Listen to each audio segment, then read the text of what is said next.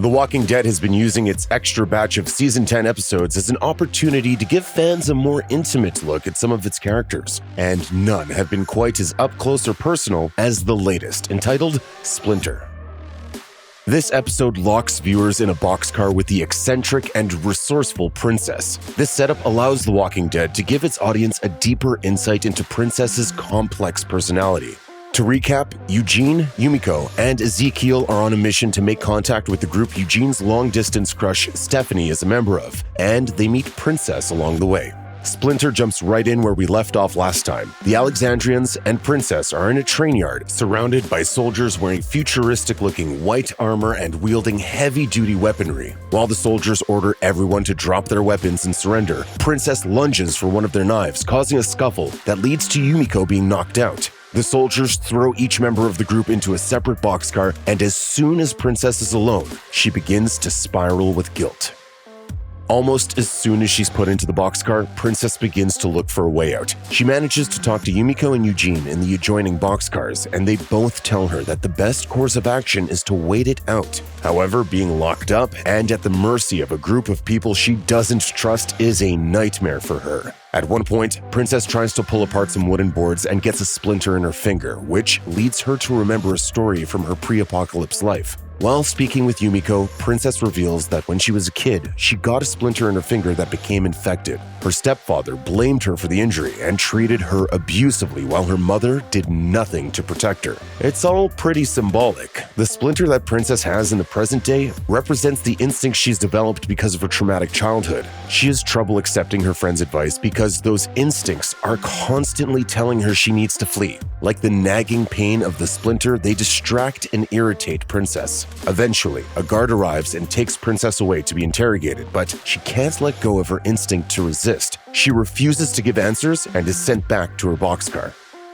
Back in her makeshift prison, Princess gets a surprise. Ezekiel throws open a panel on the roof and smiles down at her. The two regroup, and Princess apologizes for botching the interrogation. I didn't do us any favors in my interview. Throughout the episode, we've seen her in a cycle of rumination and overthinking. Princess knows that her goal is to escape and help her new friends, but she's conflicted about how to do that. Not knowing how to help is making her feel like a failure.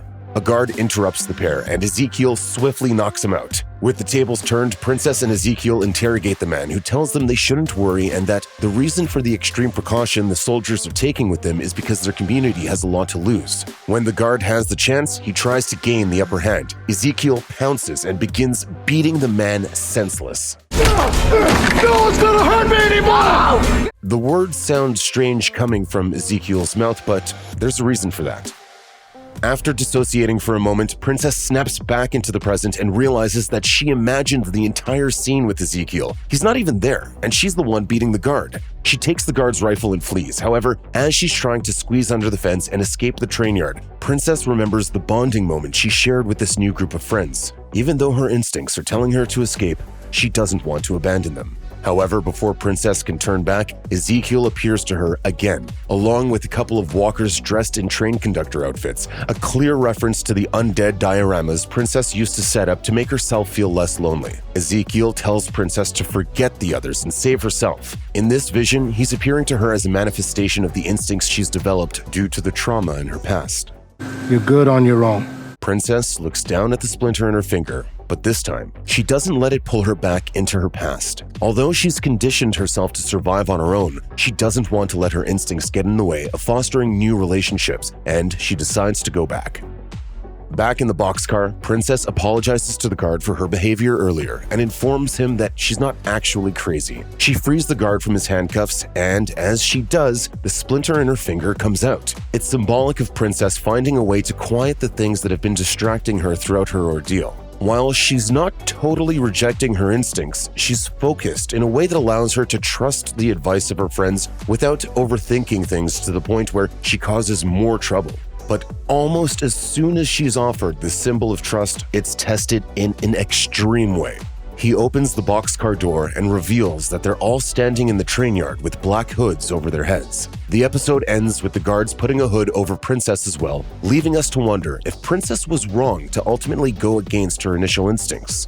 We've heard that the soldiers are taking extreme precautions to protect their community, but is it a lie? We probably won't get a clear answer until season 11, though fans of the comics likely already have an idea. These soldiers are part of the Commonwealth, a massive web of communities comprised of more than 50,000 members, and they're not like other survivor groups. They've got a class system, jobs for its members to take, sports arenas, concert stadiums, high-tech equipment, and their own army guard. But as with most things in the Walking Dead universe, the truth about their actual motives most certainly won't be as straightforward as this episode makes it seem. Check out one of our newest videos right here, plus even more Looper videos about The Walking Dead are coming soon. Subscribe to our YouTube channel and hit the bell so you don't miss a single one.